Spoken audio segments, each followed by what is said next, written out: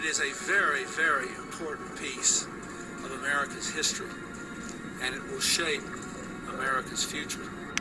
Record droughts, and then all of a sudden, it's been raining cats and dogs. What's happening? Well, it's important to understand, George, that when the climate engineers control the spigot, they can turn it on and off as they wish.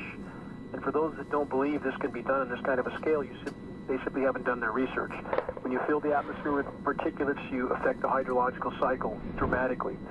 So we can speculate as to the agenda of why the spigot's been turned on in California. But the overall agenda, again, is much, much larger. If you look at our society and all the things people are concerned about, I would ask this. If we have powers around the world radically derailing Earth's life support systems, climate, life support systems, atmosphere, and if they damage that beyond the planet's ability to support life, will anything else matter at that point? And I would argue, obviously not. So in the case of California, it's much bigger than just California. We have things happening in both polar zones right now that are not being reported, incredibly radical. In fact, frontline data looks like we may have an ice-free Arctic at the end of this year or next.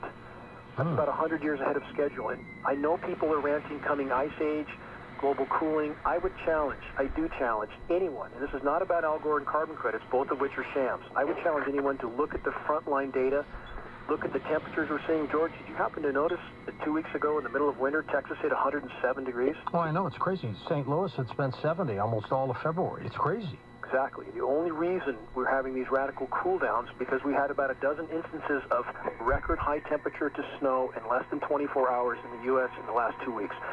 That's because they're chemically ice nucleating wherever they have enough moisture to do so. So they're fire hosing moisture in from the west right now in a desperate attempt to create what amounts to a continental swamp cooler evaporative means of trying to chemically ice nucleate and cool things down. So you have a cool west now. You have the east frying. So to make clear to your listeners again, George, what this is all about, the most primary stated purpose for climate engineering, solar radiation management, to block the sun with light scattering particles because the planet is warming. And listen to what I'm saying right now because this is not a mistake. The planet's warming right now statistically at the thermal energy rate of 4 Hiroshima bombs per second. 400,000 per day. Challenge anyone. Look that up. Find the data. It's online. So if we go back to semantics, again, George, what I mentioned earlier about semantics being important. Right. Did you happen to see, George, the survey sometime back that was done by the main climate engineering disinformation source, Carnegie Science?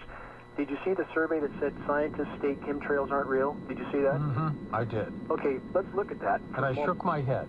Okay, let's dissect that for a moment, if I may. Our legal team, the Legal Alliance to Stop Geoengineering, did a survey. We did a survey of our own, starting with the 77 scientists that participated in the, quote, chemtrails aren't real survey.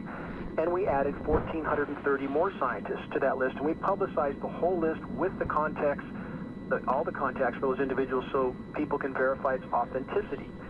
Of those 1,500 scientists surveyed, including the 77 that participated in the chemtrails aren't real survey, not one, not a single one, was willing to deny climate engineering, solar radiation management, stratospheric aerosol injection.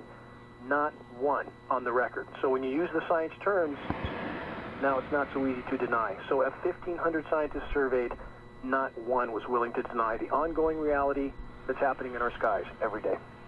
Dane, as they control, can they control intensity? And by that I mean, if they want it to rain, can they make it rain as much as they want, or is it out of control? It's a bit of both. So when you have an atmosphere saturated with fine particulates, if those particulates coagulate, come together to form a large enough condensation nuclei, you can cause the precipitation to fall. But if you have too many small particulates that scatter, that can cause rainfall to be diminished. Let me give an example of that. 1992, Mount Pinatubo, not so large of an eruption, but the particulates that one eruption put into the atmosphere made 1992 by 50% the lowest rainfall year ever recorded to that point in time because of the particles in the atmosphere. So with manipulation with radio frequency transmissions, and depending on the polarization of the particles, they can cause them to coagulate or scatter, which means they can diminish rain, where they can augment rainfall. So we see some astounding precipitation events. If you remember some of the East Coast flooding that happened a year plus ago, we had 1,000